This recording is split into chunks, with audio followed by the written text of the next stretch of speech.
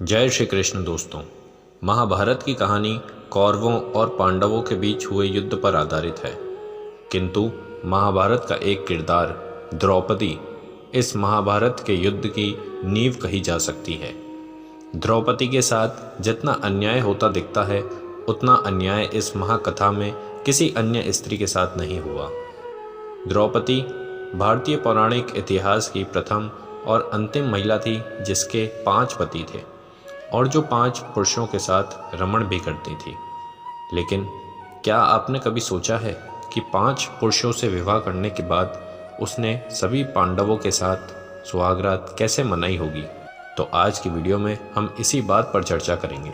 आगे बढ़ने से पहले अगर आप हिंदू सनातन धर्म को मानने वाले हैं और इसी तरह की वीडियोस आपको पसंद है तो प्लीज़ इस चैनल को सब्सक्राइब करें। वीडियो अच्छी लगे तो लाइक ज़रूर करें। द्रौपदी महाभारत की वो पात्र है जिसके अपमान के कारण ही इतिहास का सबसे भयंकर रक्त रंजित युद्ध हुआ।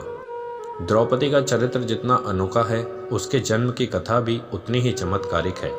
द्रौपदी के पिता राजा द्रुपद ने द्रोणाचार्य को परास्त करने के लिए अग्नि से एक पुत्र की मांग करी थी। उन्होंने यज्ञ हवन इत्यादि किया और ऋषि के आशीर्वाद से अग्नि से उन्हें एक पुत्र की प्राप्ति हुई, किंतु उसी पुत्र के साथ साथ उन्हें एक कन्या की भी प्राप्ति हुई जो कि द्रौपदी थी। इसी कारण द्रौपदी को याज्ञसेनी के नाम से भी जाना जाता है, क्योंकि वो यज्ञ से पैदा हुई थी। जब द्रौपदी यज्ञ से उत्पन्न हुई थी तो वह किसी कन्या के रूप में नहीं अपितु एक युवती के रूप में ही उत्पन्न हुई थी। इसीलिए कुछ समय बाद अपनी पुत्री के लिए राजा ने स्वयंवर का आयोजन किया और स्वयंवर की शर्त ये थी कि जो भी तेल में देखकर मछली की आंख में तीर मार देगा उसे ही द्रौपदी अपने वर के रूप में स्वीकार करेगी। अर्जुन ब्राह्मण के वेश में इस प्रतिस्पर्धा को जीत जाते हैं और वे द्रौपदी से विवाह कर अपने साथ उसे ले आते हैं।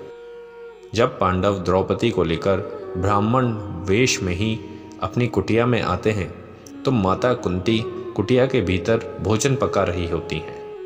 अर्जुन भार से ही कहते हैं, माता ये देखो हम भिक्षा में आज क्या लेकर आए हैं। इस पर कुंती भीतर से कहती हैं कि जो भी लाए हो तुम 5 आपस में बांट लो। ये सुनकर सभी पांडव स्तब्ध हो जाते हैं। जब कुंती बाहर आती हैं और सारी बात का उन्हें पता लगता है तो वो युधिष्ठिर से पूछती हैं कि इसका क्या मार्ग है कि मेरा वचन भी रह जाए और ये समस्या का निराकरण भी हो जाए। युधिष्ठिर बहुत सोचते हैं परंतु उन्हें इसका कोई भी हल नहीं मिलता है। इस पर वे सभी निर्णय करते हैं कि वे 5 पांडव द्रौपदी से बारी बारी से विवाह करेंगे। द्रौपदी के 5 पति होने का संबंध उसके पूर्व जन्म से भी है। पूर्व जन्म में द्रौपदी ने भगवान शिव से ये आशीर्वाद प्राप्त किया था कि उसे विभिन्न विभिन्न योग्यताओं क्षमताओं वाले पतियों का सानिध्य प्राप्त हो। इस तरीके से द्रौपदी का विवाह 5 पांडवों के साथ बारी बारी से हुआ। अब यहाँ पर सोचने की बात यह है कि एक पति के साथ पत्नी धर्म निभाने के बाद द्रौपदी ने अपने दूसरे पतियों के साथ पत्नी धर्म कैसे निभाया होगा। तो आपको बता दें कि इसके पीछे भी भगवान शिव का ही वरदान था, क्योंकि जब भगवान शिव ने द्रौपदी को 5 पति प्राप्त होने का वरदान दिया था तब उन्होंने द्रौपदी को साथ में ये भी वरदान दिया था कि वह प्रतिदिन कन्या भाव को प्राप्त हो जाया करेगी, अर्थात वे एक पति के साथ संबंध स्थापित करने के बावजूद अगले दिन कन्या भाव जैसी ही हो जाएगी। और इसी कारण से द्रौपदी अपने 5 पतियों को कन्या भाव में ही प्राप्त हुई थी।